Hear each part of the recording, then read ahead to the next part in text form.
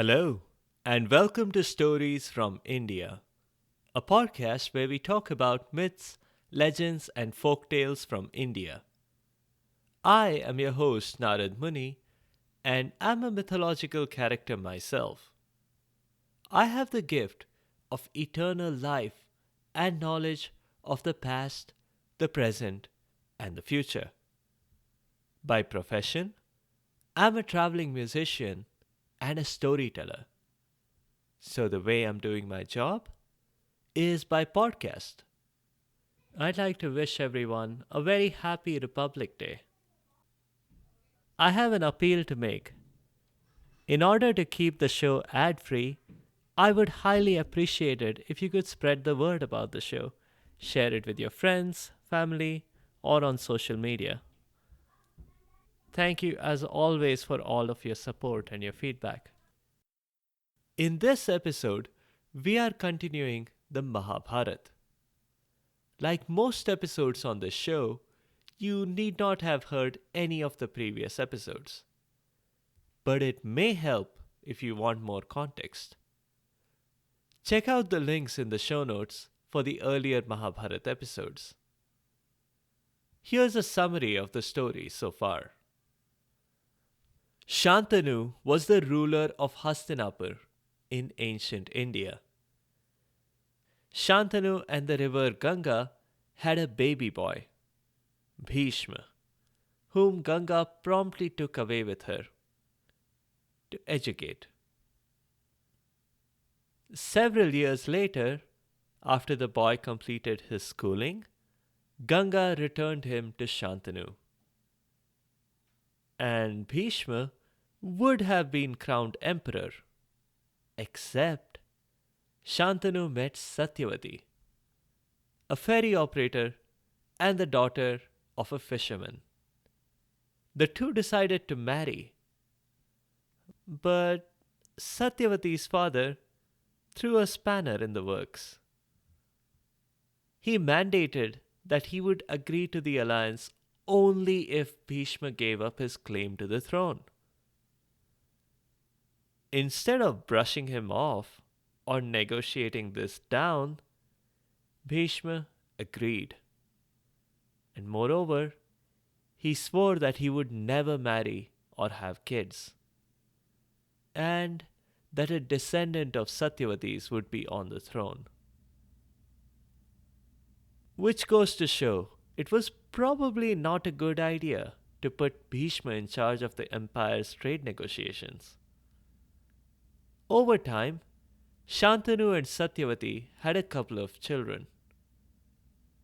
But the empire's succession plan was quickly in jeopardy, as first Shantanu passed away and then Chitrangad, the older child. Without much of a choice, Satyavati and Bhishma put Chitrangad's younger brother, Vichitravirya, on the throne, even though he was just a little boy. Bhishma also took the extraordinary step of kidnapping three prospective queens for the new emperor. He had to single-handedly defeat about 100 other kings and their armies. But for Bhishma, it was just a regular day in the office.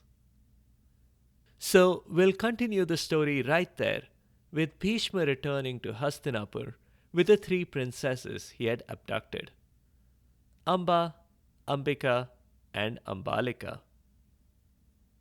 Bhishma brought the carriage to a halt and addressed the princesses. "Welcome home, princesses."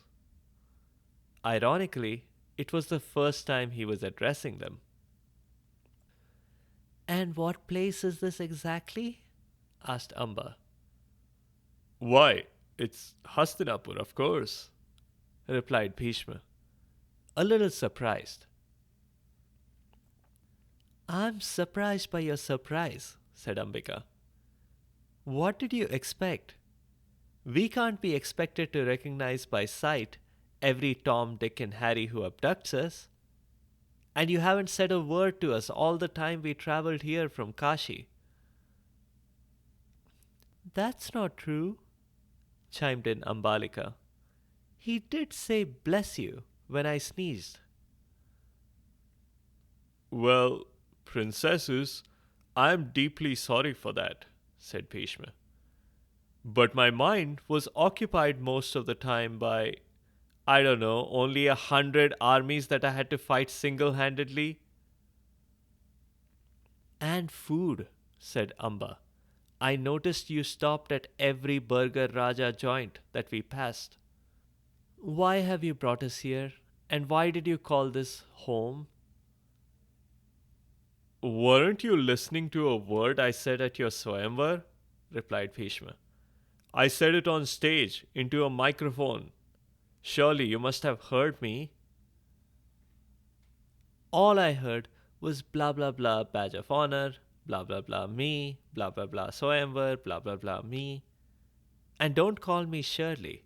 My name is Amba. Well, I could just direct you to the previous episode, but I'll be the good guy here. I have brought you here so that you can be queens of Hastinapur. You are to marry Emperor Vichitravirya.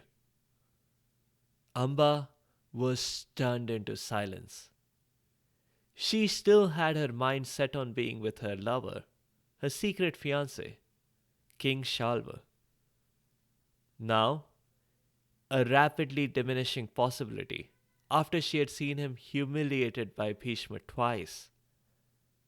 Once at the Swayamvar party, and again on the battlefield. Ambika and Ambalika seemed a little more optimistic.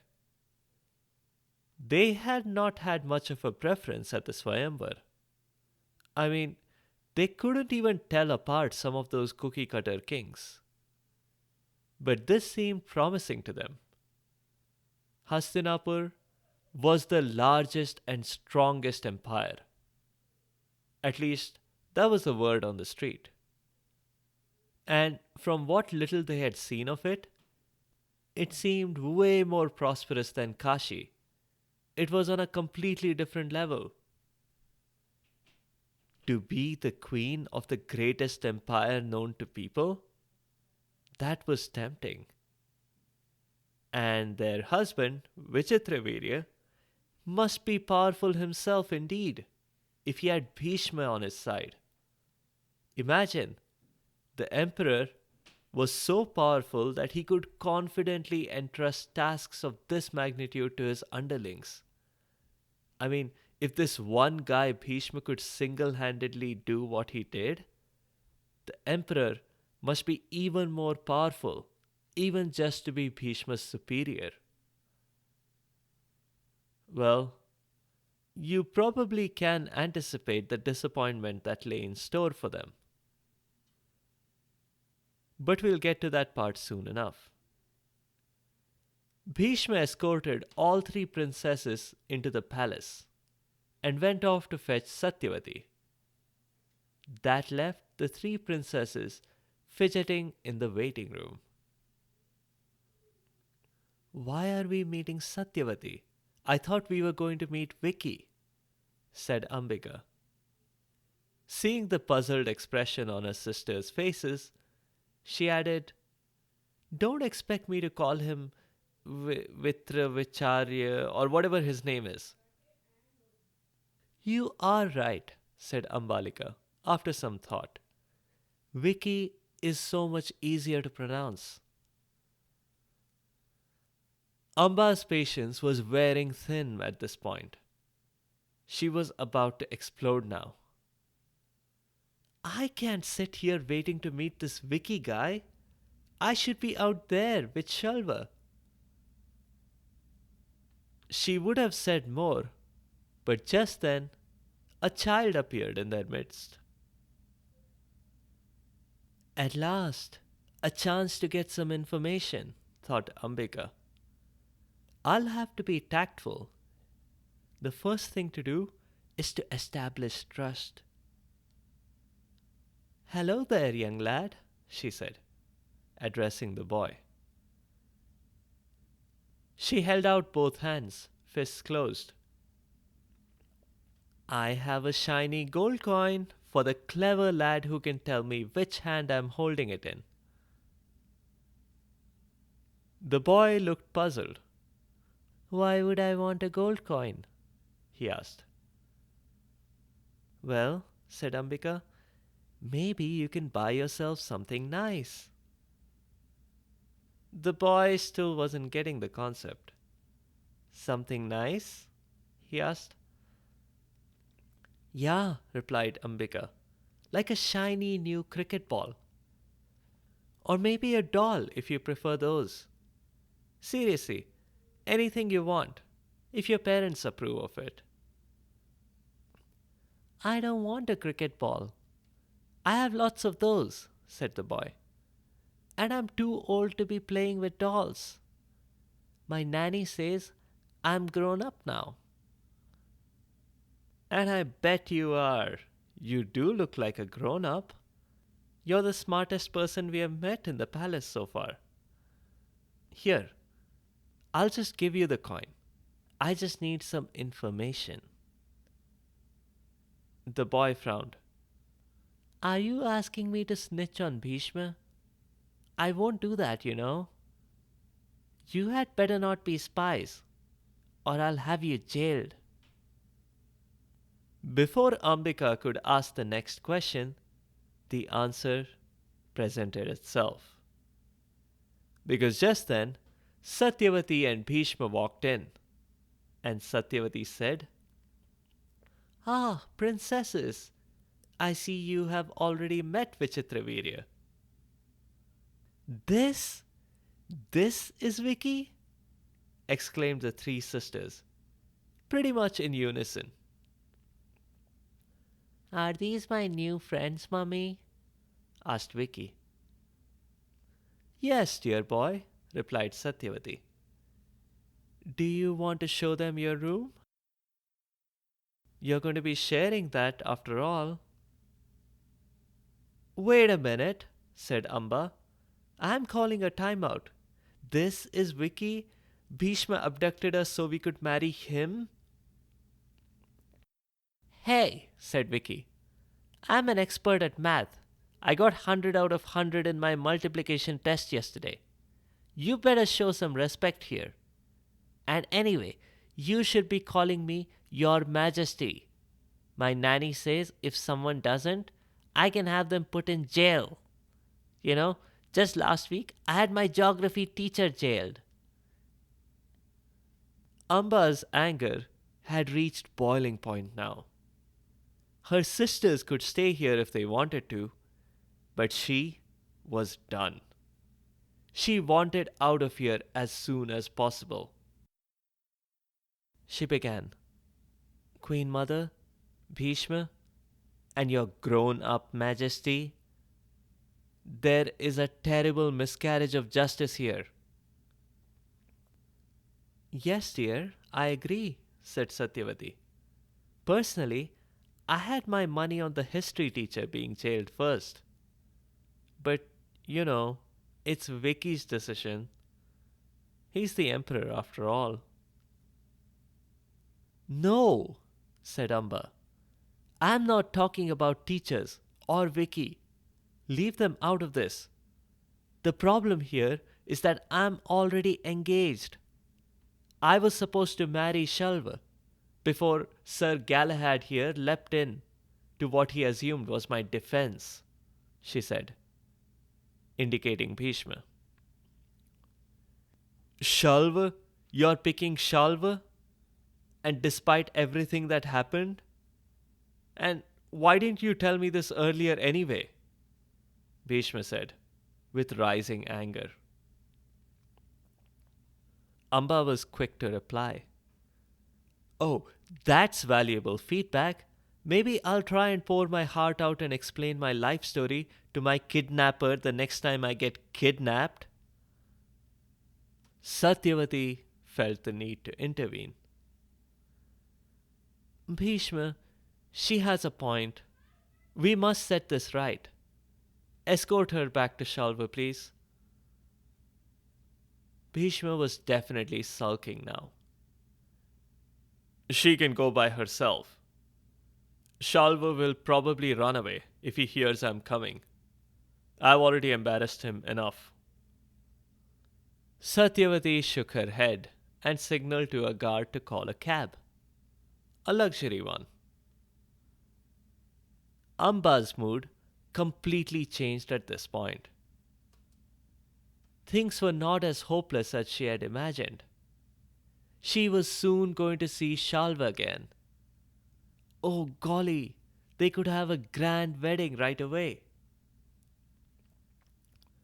Tearfully, Amba bid farewell to her sisters, but these were tears of joy. She also thanked Satyavati and insisted that she would most certainly want her to be present at Amba's upcoming wedding to Shalva. Amba would be sure to mail the cards out as soon as they fixed a venue and all that. Grudgingly, Amba even forced herself to shake Bhishma's hand. Catch you later, she said, but it was clear to everyone that she did not mean it. Ambika and Ambalika had meanwhile made up their minds to stay. Things would not necessarily be terrible for them. In fact, it was the opposite. Vicky was just a boy.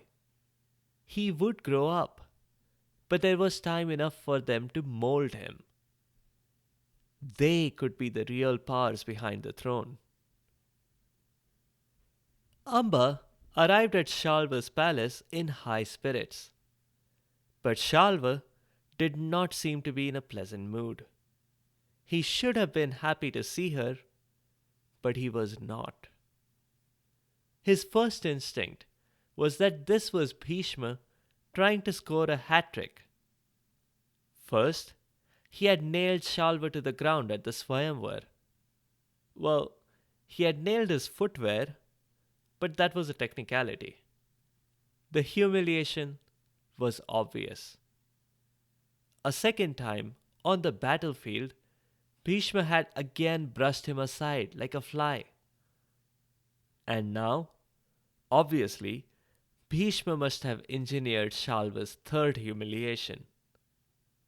For Amba to be sent back to him, as if out of pity. The chauvinist that he was, Shalva thought nothing of Amba's feelings, and calmly said he was not in the market for a marriage, and certainly not to a princess who had been won fair and square by someone else. Shalva, am I a prize to be won? Fair and square my foot. There are no rules here and you know it. You're just making this nonsense up.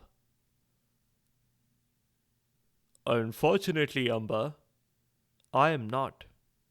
Here, have a look at my copy of the Handbook on Male Chauvinism for the Ancient Indian Royal. Chapter 7, Swayamvar Rules. Look at section 7.3. If the benefactor of a Swayamvar were to be abducted by a royal, the aforementioned benefactor is obligated to marry the royal abductor.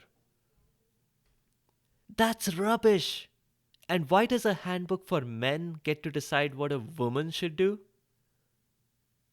She thought for a second, and her expression changed from angry to dejected.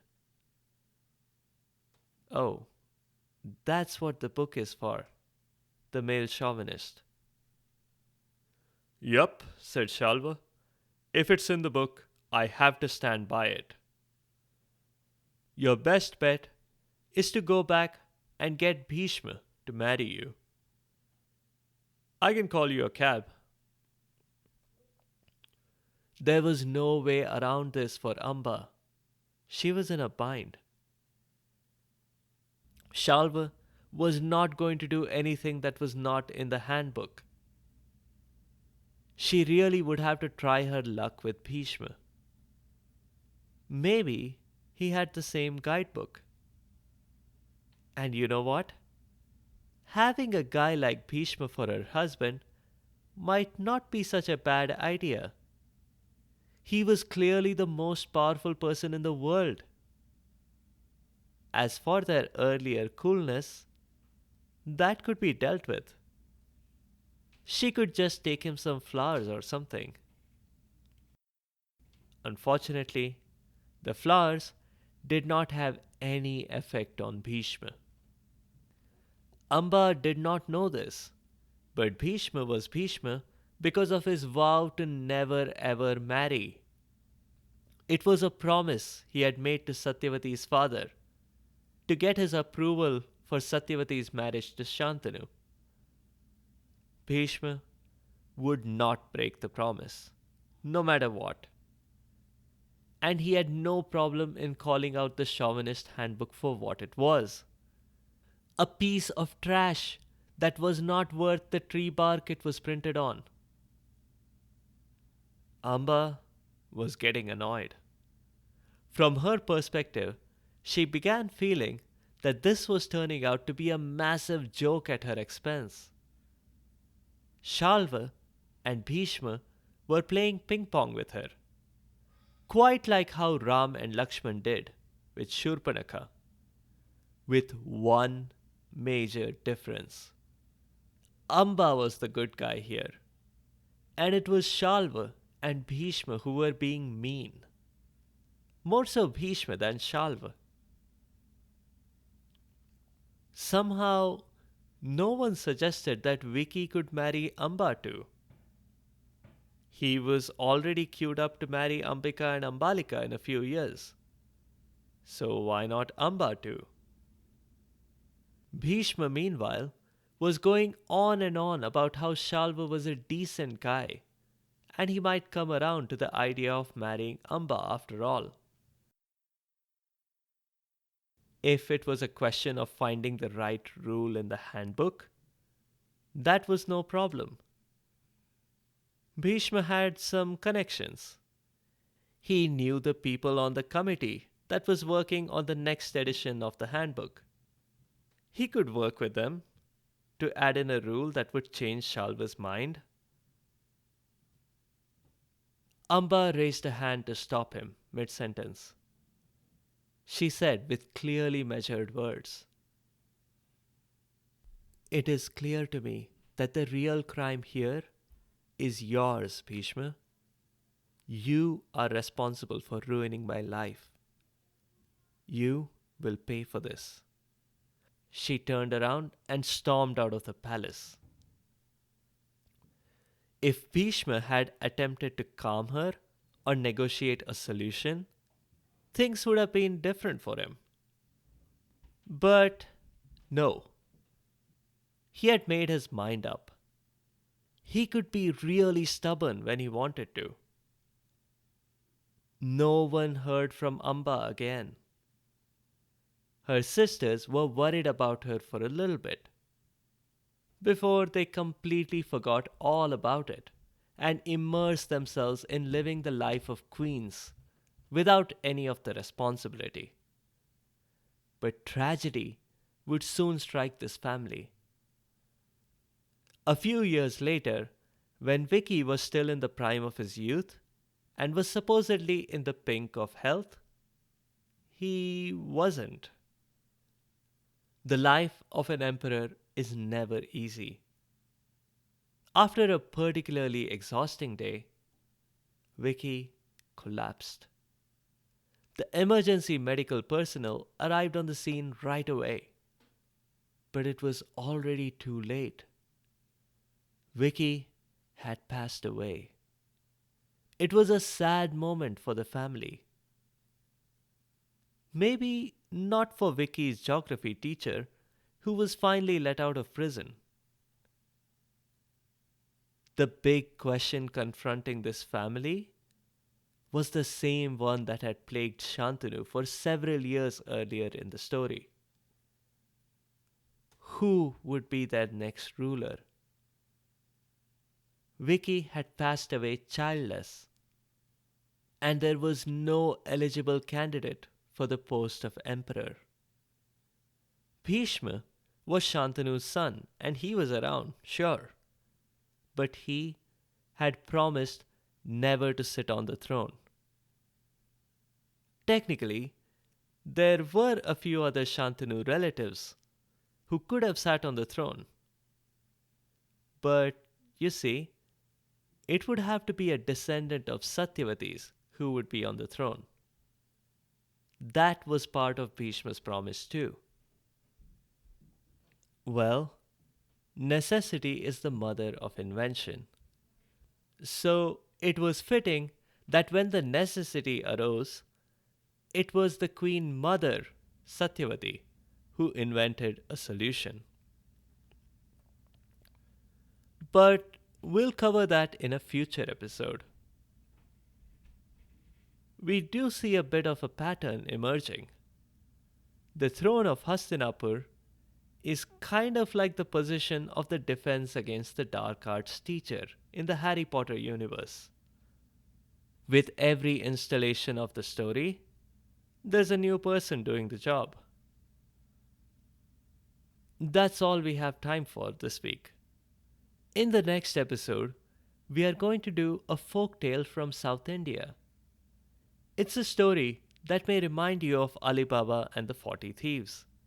Except, it does have several major differences though. The story is that of Chandralekha against the 8 thieves.